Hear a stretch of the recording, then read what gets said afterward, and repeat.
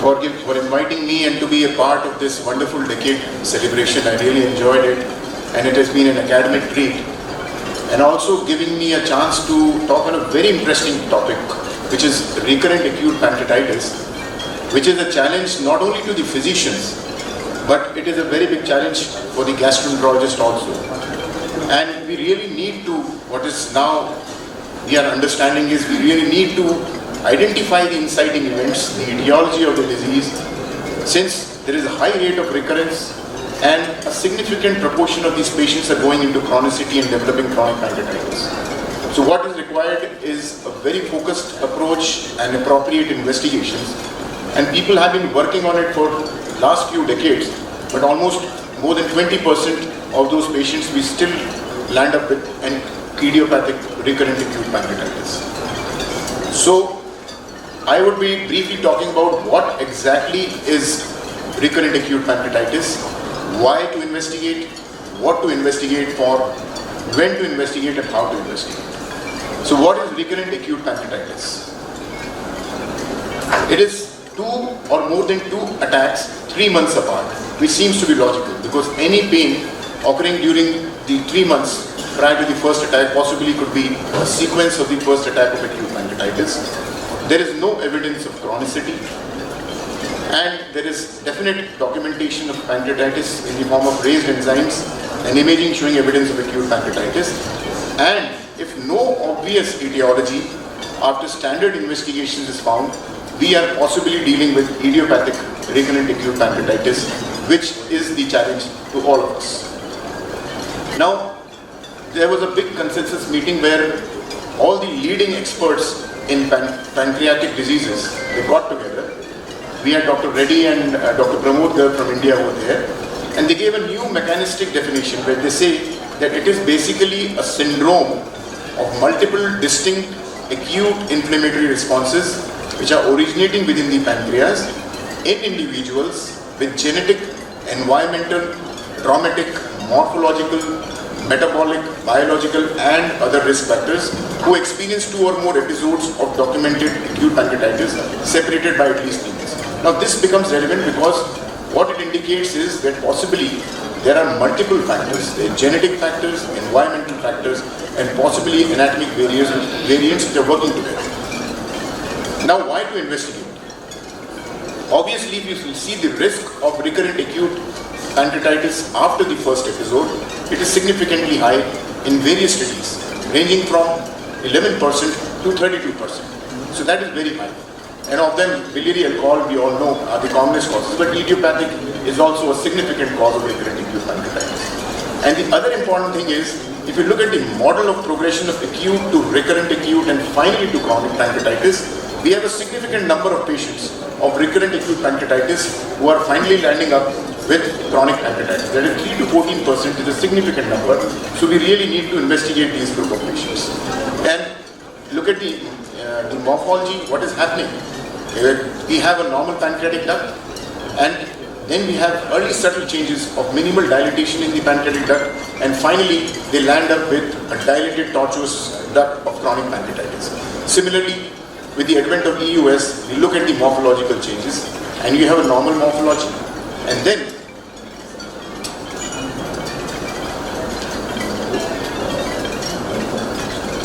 one back. So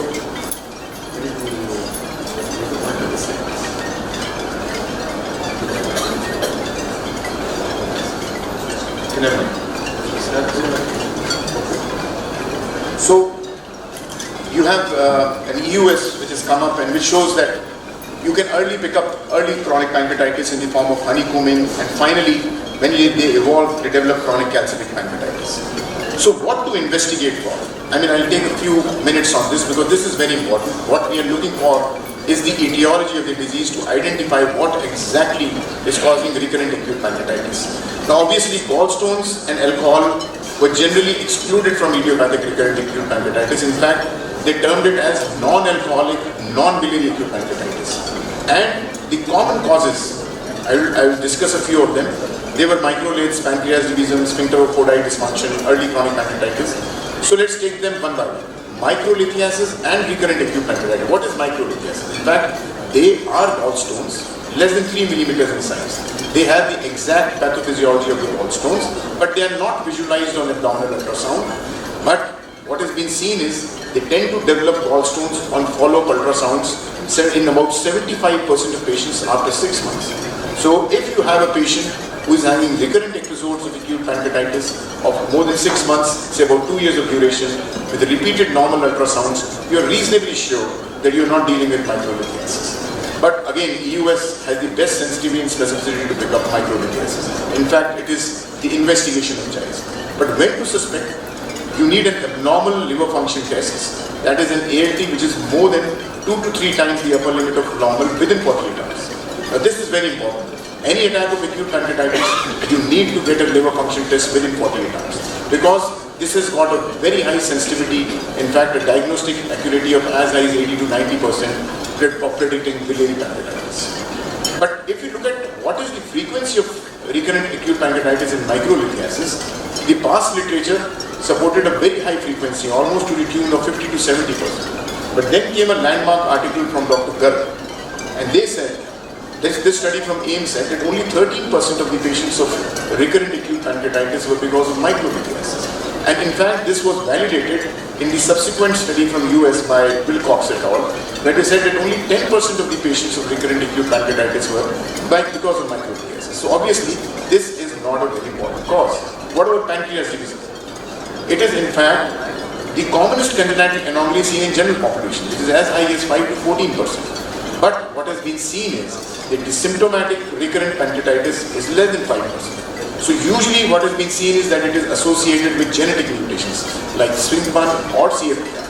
And possibly pancreas division is also acting as a cofactor for recurrent acute pancreatitis. Per se is not responsible for recurrent acute pancreatitis. There was a big involvement of sphincter foci dysfunction and recurrent acute pancreatitis. In fact, it was reported in almost 30 to 65% of patients undergoing manometry for idiopathic pancreatitis. But when these patients were subjected to biliary endoscopy, in fact there were 2 large trials. When these patients were subjected to biliary endoscopic sphincterotomy or dual endoscopic sphincterotomy, what was seen were that these sphincterotomies were comparable, but there was a significant relapse. Almost more than 50% of these patients had recurrence of fever. So what was proposed was that possibly sphincter foci dysfunction is a sequelae rather than a cause of idiopathic recurrent pancreatitis. So there is still a grey zone. What exactly is the role of sphincter foci dysfunction? What has been now said is perhaps early chronic pancreatitis is one of the commonest causes of recurrent acute pancreatitis, and early EUS is able to pick up parenchymal and ductal changes in these patients. And even MRCP has been found to be very useful. They can pick up ductal changes. ERCP is no longer done as a diagnostic modality, but obviously MRCP and EUS would be very useful in picking up early chronic pancreatitis. There was a good article from Dr. Pramod Garg where they pick up 75 patients with recurrent acute pancreatitis, and they had almost 50% of them developing chronicity. Now this is a very high figure. And what they said was that those who are destined to develop chronic pancreatitis, they usually present as idiopathic recurrent acute pancreatitis during the course of disease. Genetics, a lot of people are doing work on mutations in patients of recurrent acute pancreatitis. And what has been seen is common genetic mutations such as CFTR gene, PRSS1 gene, and SPINK1 gene. They are very frequently seen in patients with congenital anomalies such as pancreas division. And in fact, SPINK1 gene mutation is seen in as high as 16 to 20% patients with recurrent acute pancreatitis. This is very high. So is the PRSS1 gene mutation. In fact, this is one of the gene mutations which has the greatest risk for developing chronic pancreatitis. So we are really working on genetics. It could be a very important cause in patients of recurrent acute pancreatitis. Now, the consensus meeting on 2018, they said that possibly we would require genetic testing in young patients and in children where we are strongly suspecting hereditary pancreatitis. And they said that purpose of genetic testing, we need to still work on it, is to identify the etiologies, defining the pathogenetic pathways, anticipating complications, and developing etiology-based management plans. And also, very important, there are a lot of patients who are anxious, they require a diagnosis. and possibly would put a full stop for further investigations if they know that possibly the genetic mutations are playing an important role in this patient who has recurrent attacks of acute pancreatitis. Now, those patients who are more than 50 years of age, look for occult tumors, because this is an important cause, both benign and malignant tumors. You should pick up any small periampullary tumors, pancreatic adenocarcinomas, NET, IPM, and in fact, it can cause recurrent acute pancreatitis in almost 2 to 7% of the cases. And what has been said is, they should be followed up for as long as 6 months so that you don't miss these occult tumors. So that is another important cause. Hypercalcemia, we all know, but it is uncommon but treatable. What is important in this is that you should look at the calcium levels even in the quiescent phase. And if you have a persistently high calcium, good to get a parathyroid level. They are high, then look for parathyroid adenoma, which has also been found that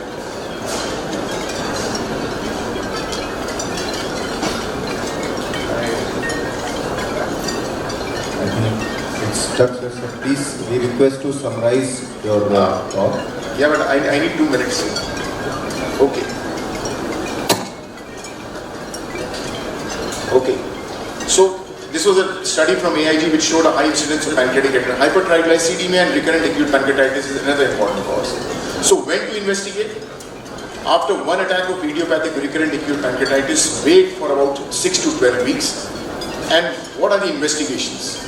This is interesting. Level 1 investigation are a liver function test within 48 hours, a serum calcium, a serum triglycerides, and obviously imaging in the form of ultrasound, and at places CT scan. Level 2 investigations are becoming very relevant. EUS, MRCP. Whether we have to do both or whether we have to do EUS oblique MRCP depends on the clinical profile. At times we need both the investigations. And what about the level 3 investigations? We need a sweat chloride test, genetic testing, but this is only in a selected few patients. EUS, again, 6 weeks after the episode of acute attack. It should be done, picks up early changes of chronic pancreatitis, microliths when standard imaging is negative, CVD stones, small tumors, and pancreatic tumors, even pancreatic tumors less than 2 centimeters. MRCP, very useful to diagnose ductal anomalies such as pancreas divisum, anomalous pancreaticobiliary ductal urine. This is another important thing for the endoscopist should look for choledochal seals and ductal obstruction. And especially when you are suspecting congenital abnormalities, go in for secretin enhanced MRCP because it gives a better detection of these congenital anomalies. ERCP has been replaced by MRCP, but again, it has a mainly therapeutic role we all know about. And these are the various diagnostic tests of recurrent acute pancreatitis. I won't be going in detail. This depends upon the specific etiology. So what I would say that recurrent acute pancreatitis, microlithiasis, pancreas divisum, sphincter of Oddi dysfunction are relatively uncommon. Look for early chronic pancreatitis, look for genetic mutations, and also in patients more than 50 years of age, look for any occult tumors. So finally, patients with, what exactly should be the protocol? Patients with recurrent acute pancreatitis, is the patient alcoholic and or smoker? Get a CT, MR, EUS to look for chronic pancreatitis, stop his alcohol, stop his smoking. Does he have gallstones or he has an abnormal liver function test within 48 hours? Possibly we are dealing with biliary etiology. Get an EUS if the abdominal ultrasound is normal, and possibly these patients would improve with cholecystectomy. If it is non-alcoholic, non-biliary, then we need to take a detailed drug history, which is very, very important, a family history, measure the serum calcium and triglyceride levels, going for EUS plus minus normal MRCP, oblique secreting MRCP. If you have gallstones or microliths, going for cholecystectomy, CVD stones, pancreas divisum, choledococele, going for an endotherapy. And if you have tumors, obviously you require surgery. If everything turns out to be normal, maybe we're looking for an SOD manometry or genetic testing in selected few patients, as we have already discussed. So how far to investigate? The take-home messages: microlithiasis are potential but uncommon causes. But if you have an abnormal LFT within 48 hours, obviously we are dealing with microlithiasis. Pancreas divisum probably is a cofactor, and early chronic pancreatitis presenting as idiopathic recurrent pancreatitis is a relatively common cause, should be looked for. Autoimmune pancreatitis we don't need to investigate for. EUS, MRCP are important for workup. We request the physicians not to get repeated CT scans after repeated attacks of recurrent acute pancreatitis. Genetic testings may be done in a selected few patients. Thank you so much.